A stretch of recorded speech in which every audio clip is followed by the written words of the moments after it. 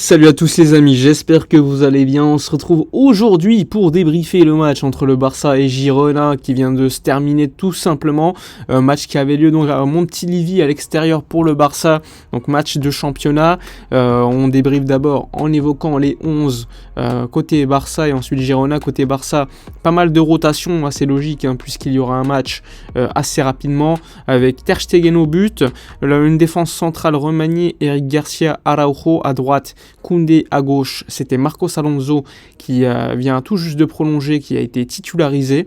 Et ensuite, milieu de terrain, Busquets, De Jong.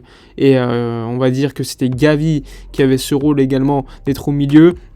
Et ensuite devant, Dembélé à gauche, Rafinha à droite.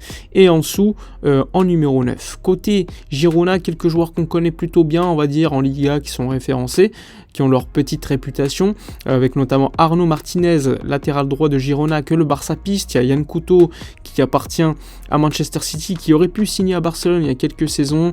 T'as Gazzaniga, le gardien, qui sort une performance exceptionnelle contre Villarreal la semaine passée. Tu as un joueur comme Romeu, ancien joueur de PL, qui est référencé. Gutiérrez, ancien du Real Madrid. Donc quand même des joueurs qu'on connaît plutôt bien. Et donc on s'attendait à un match compliqué à l'extérieur, on va dire derby catalan. À l'extérieur, température froide, terrain pas au top non plus, donc on y va. On débriefe la première mi-temps. Première mi-temps très compliquée, pas beaucoup d'occasions des deux côtés. La première occasion va néanmoins venir de Girona dans le dos de Marcos Alonso. Finalement, il n'y aura pas non plus de frappe, ça sera une mauvaise gestion de la part de Yann Couto, mais c'était une situation très très chaude. Sinon, globalement, défensivement, le Barça était solide. Je trouve qu'Eric Garcia était à un niveau assez élevé. On ne l'a pas vu se faire dribbler, des bonnes anticipations. Après, de manière générale, on a eu beaucoup le ballon. Girona défendait très très bas dans son camp, donc c'était toujours très compliqué de trouver de l'espace, sachant que Dembélé n'était pas franchement très inspiré lors du début du match. Rafinha non plus, qui perdait beaucoup de ballons. Même au milieu, perdait beaucoup de ballons, pas beaucoup de passes d'appel, on va dire. C'était très compliqué, en dessous qui essaie de dézoner. Très très compliqué de jouer face à une équipe comme Girona. Et finalement, Dembélé va sortir assez rapidement vers la 20e minute de jeu. Bon, il a essayé de rester sur le terrain, mais il est sorti. Il est resté sur le banc ensuite, donc ça présage pas non plus d'une grosse blessure. C'est probablement une gêne musculaire au quadriceps, donc c'est pas non plus une blessure grave, mais c'est quand même quelque chose à noter pour Dembélé qui est sorti, qui a été remplacé par Pedri. Pedri qui a eu ce rôle au milieu de terrain, ce qui a fait basculer Gavi sur le côté gauche. Mais après, on a vite changé de dispositif avec un en dessous qui se promenait un petit peu à gauche parce que c'était très compliqué pour lui de toucher les ballons et je pense qu'il est plus à l'aise sur le côté gauche. Donc, sinon, on a vu le Barça être plutôt dangereux sur des phases, on va dire, de pressing. On a vu à un moment donné, alors que Dembélé sort, d'ailleurs, c'est Ansu Fati qui fait un pressing sur Gazzaniga, qui la met à Dembélé, qui frappe sur le gardien. Tu as une autre séquence un petit peu similaire où là, on a une mauvaise gestion et on la met pas au fond. Et ça peut compter avec une frappe d'Ansu qui passe au-dessus. Et sinon, globalement, pas beaucoup d'occasions. Tu as une frappe de Pedri après le premier bon mouvement du match, on va dire, sur le côté, avec une récupération, je crois que c'est en dessous, au pressing, avec un basculement vers Rafinha ou Koundé qui vont donner le ballon à Frenkie et pour ensuite un centre vers Pedri qui va frapper au but, mais avec peu de puissance, il était vraiment sur le recul, en train de reculer. Donc sinon, c'est pas beaucoup d'occasions créées. On a vu beaucoup de perte de temps de la part de Girona en première mi-temps, c'était assez chiant à voir, d'ailleurs, des fautes un petit peu sur n'importe quel contact, Girona gagnait du temps, des fautes assez évitables également du côté de Barcelone, beaucoup de pertes de balles au milieu de terrain, donc ça c'était vraiment assez critiquable côté FC Barcelone en première mi-temps. On peut dire qu'on s'est vraiment ennuyé lors de ce match, il y a eu, il me semble, 2 frappes de chaque côté, mais disons que les frappes n'étaient vraiment pas dangereuses. La frappe de Dembélé, la frappe de Pedri, c'était vraiment rien, et côté Girona, Ter Stegen n'a rien eu à faire, honnêtement.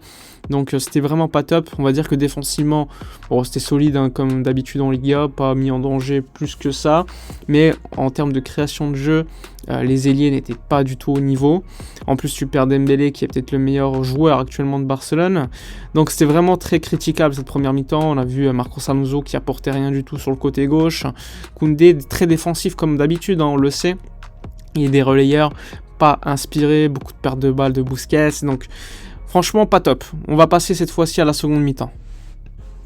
Alors, la seconde mi-temps, avec beaucoup plus d'intensité, on a fait un changement. Jordi Alba a remplacé Marcos Alonso à raison pour amener un peu plus de profondeur et plus de danger offensif. C'était un bon choix de la part de Xavi à la mi-temps, ou un mauvais choix d'avoir mis Marcos Alonso au début du match. C'est selon ce que vous voulez.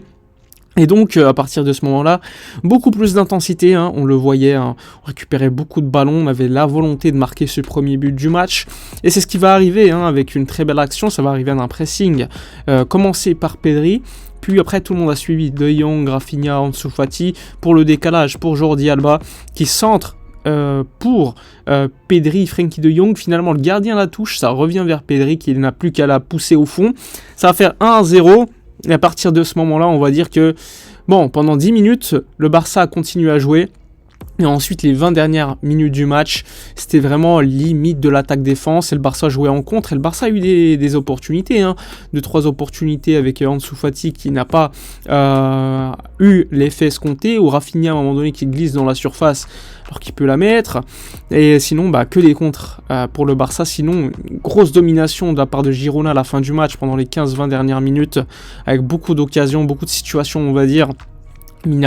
Ter Stegen n'a pas été non plus mis en danger, mais disons qu'il y avait quand même des situations très chaudes avec les rentrées notamment de Valéry sur le côté qui a fait beaucoup de mal.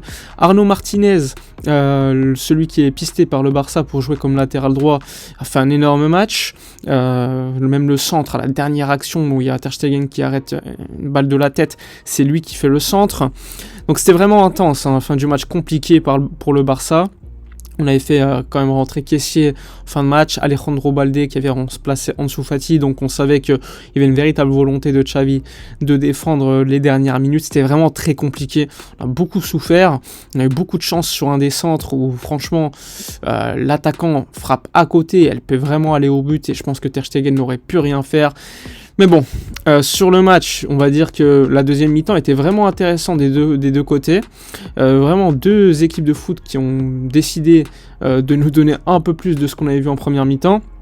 Mais si tu juges par rapport au Barça, disons que la rentrée de Pedri a changé énormément de choses, parce que Pedri c'est quand même un joueur exceptionnel, franchement c'est dingue ce qu'il fait, ce qu'il apporte sur le but, même avant et après, tenue de ballon, gain de terrain, il est vraiment énorme.